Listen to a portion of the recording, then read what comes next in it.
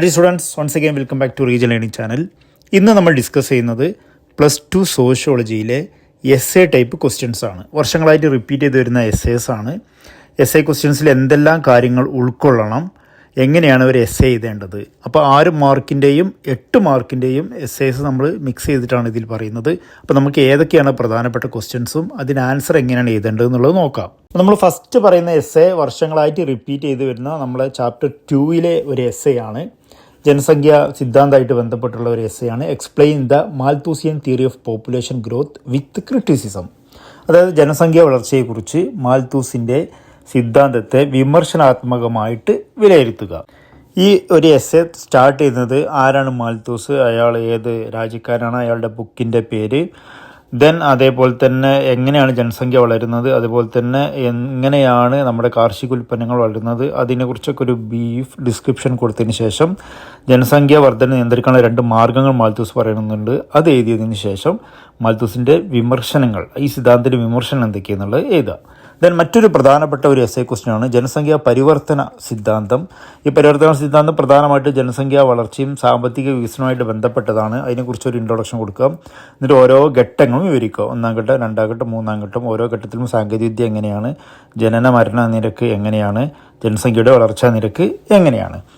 Then മറ്റൊരു important ആയിട്ടുള്ള ഒരു ക്വസ്റ്റ്യനാണ് explain the features of caste system.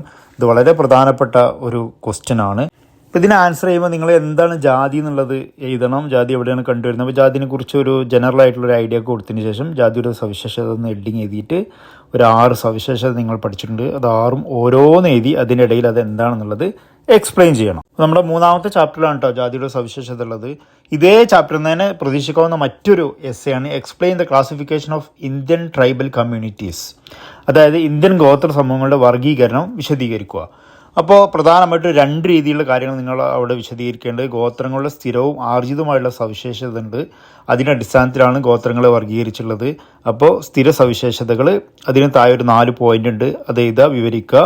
Then ആർജിത സവിശേഷതകളുണ്ട്, അതിന് താഴെ ഒരു 2 പോയിന്റ് ഉണ്ട്, അതും എഴുതി വിവരിക്കുക.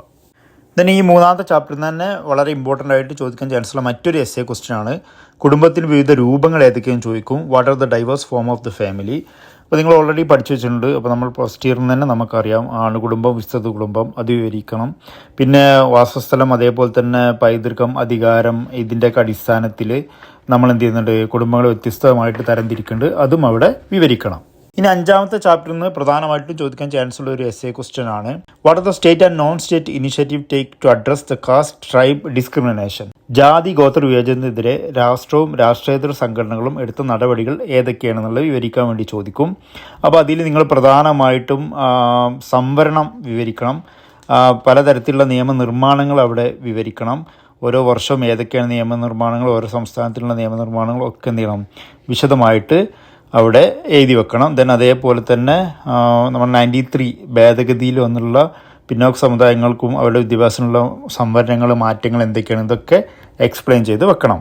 പിന്നെ നമ്മുടെ 9th ചാപ്റ്ററിൽ നിന്നുള്ള ഒരു എസ്സേ ആണ്, അതായത് നമ്മുടെ 9-ാമത്തെ പാഠം. അതിൽ നിന്ന് critically evaluate the process of sanskritisation. സംസ്കൃതവൽക്കരണ പ്രക്രിയയെ വിമർശനാത്മകമായിട്ട് വിലയിരുത്താൻ വേണ്ടി ഒരു ചോദ്യം വരും. ഇതും വർഷങ്ങളായിട്ട് റിപ്പീറ്റ് ചെയ്യുന്ന വളരെ ഇമ്പോർട്ടൻ്റ് ആയിട്ടുള്ള ഒരു ക്വസ്റ്റ്യൻ ആണ്. സംസ്കൃതവൽക്കരണം എന്ന പ്രതിഭാസത്തെ വിമർശനാത്മകമായിട്ട് വിലയിരുത്തുക.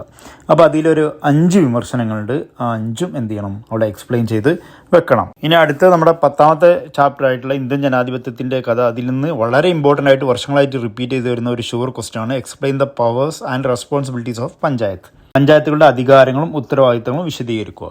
അപ്പോൾ നിങ്ങൾ പഞ്ചായത്തിൻ്റെ പ്രധാനമായിട്ടുള്ള സാമൂഹിക ക്ഷേമ ഉത്തരവാദിത്തങ്ങളും അതുപോലെ തന്നെ കോമൺ ആയിട്ടുള്ള ഉത്തരവാദിത്തങ്ങളും എക്സ്പ്ലെയിൻ ചെയ്ത് വെക്കണം. 2ഉം കൂടെ ഏകദേശം ഒരു 10-11 ഉത്തരവാദിത്തങ്ങളുണ്ട്. ഇതൊക്കെ എന്ത് ചെയ്യണം, വിശദമായിട്ട് എഴുതി അവിടെ ഫലിപ്പിക്കണം. ഈ നമ്മുടെ 11-ാമത്തെ ചാപ്റ്റർ ആയിട്ടുള്ള ഗ്രാമീണ സമൂഹത്തിലെ മാറ്റവും വികസനവും എന്നുള്ള ചാപ്റ്ററാണ്. ഇതിൽ നിന്ന് നമ്മൾ വളരെ ഇമ്പോർട്ടൻ്റ് ആയിട്ട് നമ്മൾ പ്രതീക്ഷിക്കേണ്ട ഒരു ക്വസ്റ്റ്യൻ ആണ് the social consequences of green revolution. ഹരിത വിപ്ലവത്തിൻ്റെ സാമൂഹിക പ്രത്യാഘാതങ്ങൾ വിശദീകരിക്കുക.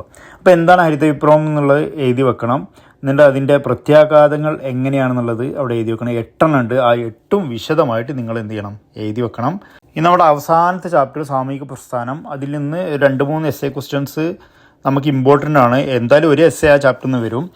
ഏറ്റവും പ്രധാനപ്പെട്ട സാമൂഹിക പ്രസ്ഥാനങ്ങളുടെ സവിശേഷത എന്തെല്ലാം എന്നുള്ളതാണ്. What are the features of social movement. അപ്പോൾ 5 സവിശേഷത ഉണ്ട്, അതോടെ വ്യക്തമായിട്ട് എന്ത് ചെയ്യുക, എഴുതി വെക്കുക. Then explain the theories of social movement. സാമൂഹിക പ്രതിഭാസങ്ങളെ അല്ലെങ്കിൽ പ്രസ്ഥാനങ്ങളെക്കുറിച്ചുള്ള സിദ്ധാന്തങ്ങൾ വിശദീകരിക്കുക.